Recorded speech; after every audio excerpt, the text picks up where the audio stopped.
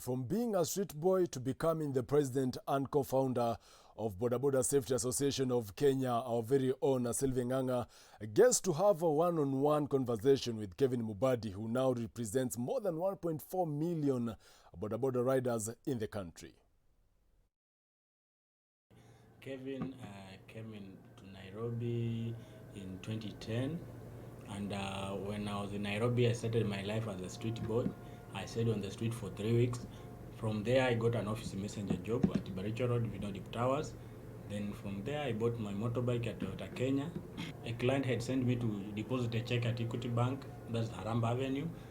Then when I came out of the bank after 5 minutes, I parked my motorbike, went to the bank, deposited the check 5 minutes. When I came out, there was no motorbike. So I had to wait for the insurance for 6 months. With all those problems he faced, Kevin Mubadi came up with the idea of forming the national organization for the Bodaboda riders in the country to bring them together and also advocate for their issues at the national government level. He had to write letters to the National Police and also Ministry of Transport with the objectives he wanted to achieve. So I wrote a letter to the National Police requesting a letter of no objection to form a national organization for the Bodaboda riders. I wrote it to the Ministry of Transport with all the objectives of what we want to achieve as a body. So we got letters of no objection and the organization was registered.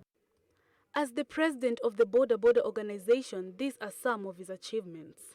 Okay, to be honest, one that I have achieved, my dream was one day to host the president of the Republic of Kenya with the Bodaboda people.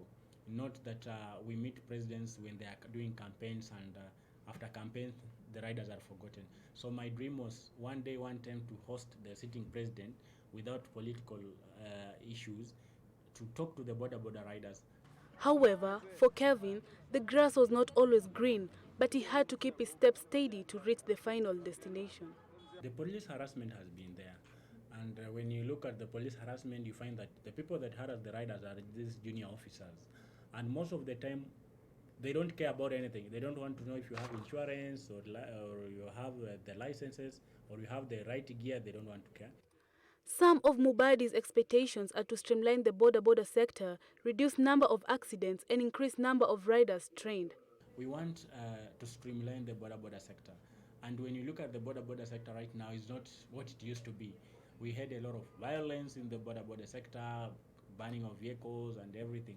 But we have tried our level best to train and sensitize these people to understand that when you wake up early in the morning, you are going to do your job. That is your office. Sylvia Nganga, Switch TV, Nairobi.